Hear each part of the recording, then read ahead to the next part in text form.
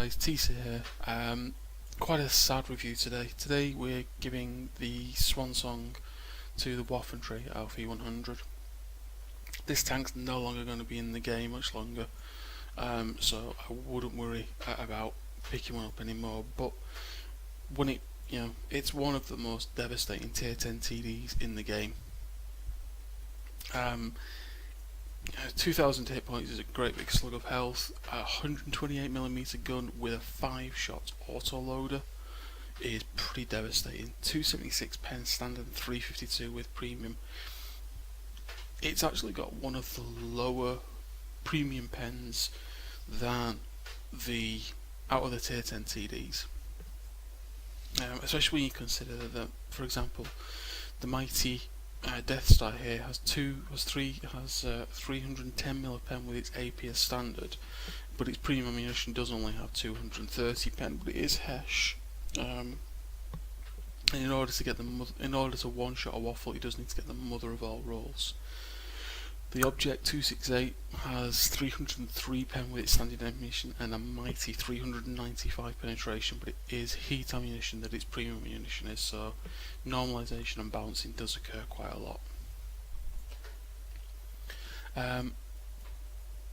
So yeah, it's a lot of fun to play. I don't have a very good win rate in it, and believe it or not, I have only just mastered it as the tank is going out of the game as well. And the game you're going to see with the mastery is it's a poor show, because basically we were bored and we decided we'd take the waffles out to say goodbye to them, and we just went ham and decided bollocks to it. So it's not a particularly strong showing, because it does just basically load premium and just say sod it, let's send it off in style. The crew, as you can see, is just coming to the end of its third skill. We've got full camo, then we have safe stowage on both of the loaders. We have armour on the gunner, on one of the gunners. I found that because of the very weak turret, which it's got basically no armour, it basically means that your crew get taken up very, very easily on this. So armour I thought was a good idea. Clutch braking on the driver, situational awareness on the radio operator just for better view range, and then a few ancillary skills. Once I've finished training these ancillary skills, I may actually drop them all for BIA, but with the new Grill A15 coming in, this crew will then go into the Grill A15, which might have a slightly different layout for its crew. So we'll see how that fares. I could possibly retrain the crew completely for the Grill A, but it depends, and we'll see what happens when it comes out. As you can see, fully decked out, Union Jacks, Asgard Jaeger. Those of you may know Asgard, little grey aliens from Star Wars. Jaeger Hunter. So this is the alien hunter, if you wanted to think about it that way. But it is still one of the better tanks, I think. I run mine in quite a fairly conventional layout. The binoculars, camo net, and the gun lane drive to aid the aiming time. Run a straight 50-50 split between AP and APCR. You'll note I don't run fire extinguisher on this tank. There was a patch quite a while ago where the German tanks had the hit model changed slightly, because they were notorious for being shot through the lower plate and bursting into flames. It was a true representation, that was the case, but in the game it was a game-breaking mechanic, they thought. So a change was made. So I now run chocolate. Anything to aid the reload time, because to reload the entire clip for this gun, which is 5 128mm shells for the Canon L61, takes a monstrous 53.2 seconds. Now obviously you could probably shave that down to about 51ish, maybe more, maybe a bit more with BIA across the crew. But yeah, it's still a monstrous length of time to be stationary for. view range is pretty good. 419 is my actual view range for the tank when it's moving, but when I stop and the binoculars kick in, 524 meters, so way over the 445 view range cap, which always helps detect things at a further distance. As you can see, 1 mark of excellence on it as well. So I'm not entirely adept at playing the waffle, but I don't mind. Anyway, let's kick into the replay and let's see this, and let's see why this thing was such a terror for people. Okay guys, as you can see, standard battle on the Runeberg map. We're platooned up with our clanmates here, Apu and Desert Fox. I'm in the waffle, Apu's in his Foch, Fox is in her IS-7. Fairly balanced team. Our team has a bit more rounded in terms of its players, whereas the opposition has got some very good players and then some very bad players. However, it is what it is. I'm going to take the waffle into town, so we'll speed up the replay, just get through this and power in. As you can see, down to standard time here. So pushing into town with the waffle, loading up the clip. I play this tank a little bit too aggressive technically. As you can see, there's myself and Desert Fox here pushing into town, side by side. Now, slight tactical error here by myself. I do push here, and as you can see, I'm still 20 seconds off being loaded, so not a smart move. However, I do manage to get away with it.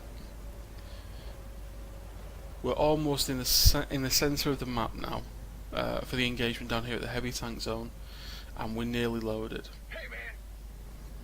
We get spotted by the back chap behind us, but we keep pushing forward. Auto aim on the T32, then on the IS4, plant 1 in the IS4 on the move, come around the corner and spot the 57 heavy. He bounces off our front, as 1 shell takes his track, another one bounces off his upper plate, 1 through his lower plate,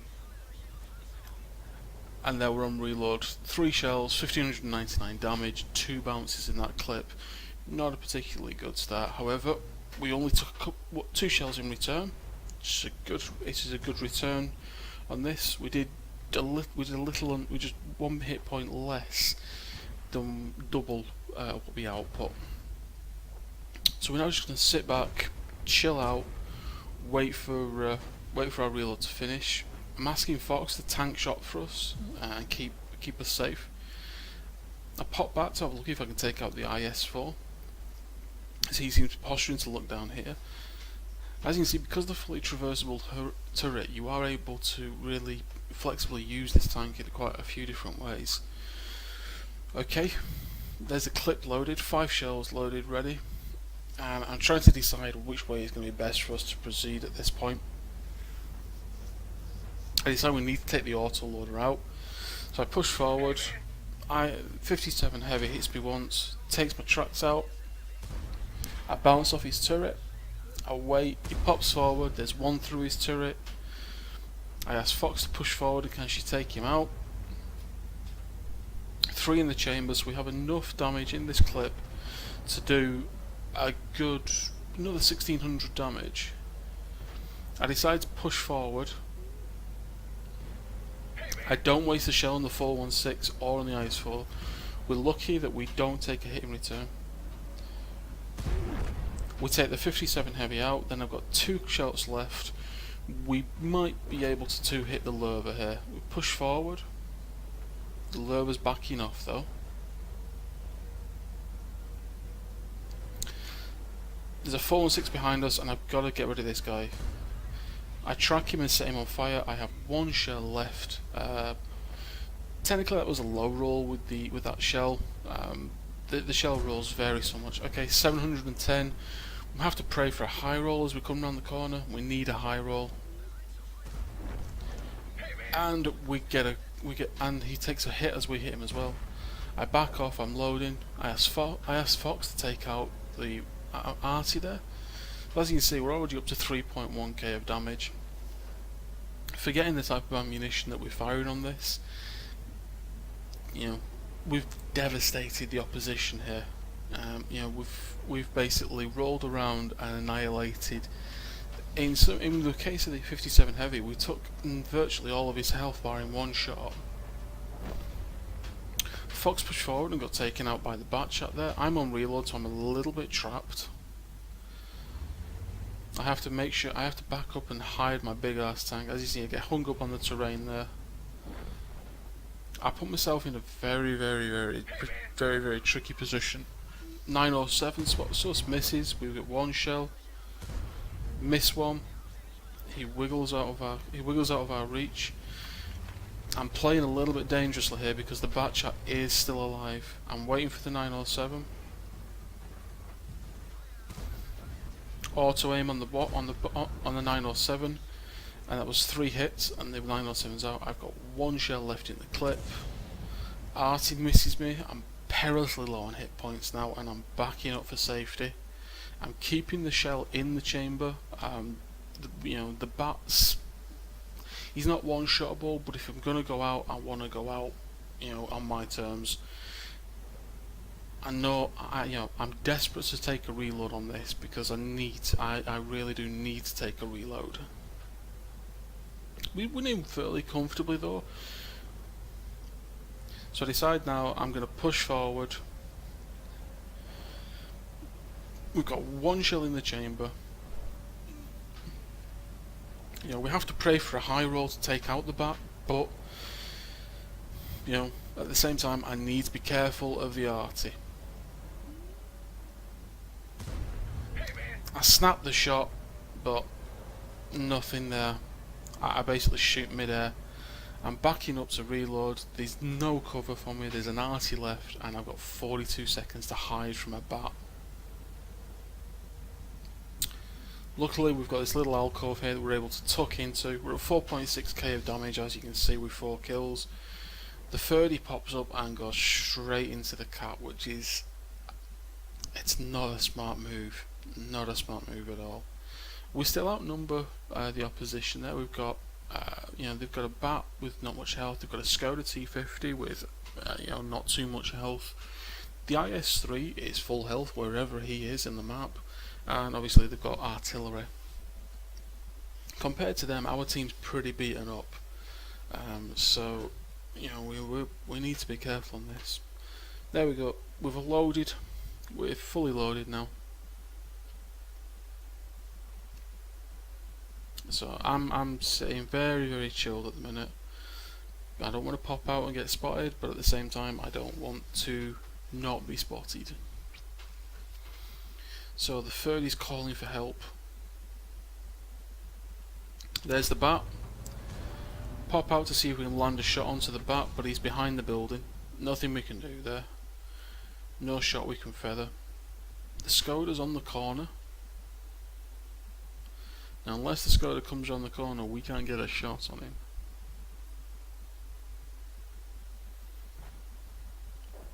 Skoda takes out a Leopard PTA.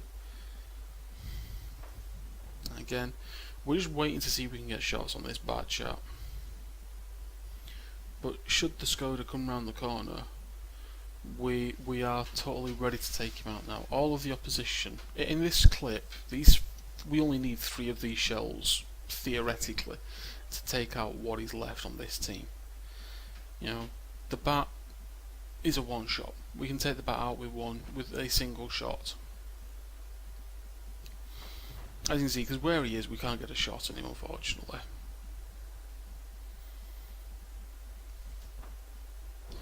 The bat takes out the 30. The Lurva takes out the Skoda T50. Waiting for the bat to come out of its hiding hole down there. The bat chat's down. Artie takes its final swing to try and take us out of the game, but now it's pretty much game over. Now we're just going to basically ruffle stomp through the cap. We've got 30 seconds to find the M53-55. Pretty confident we know where he is. I think he thought we were going to cap out there, but no chance, sunshine. Not today. So I'm basically going to cover the tracks.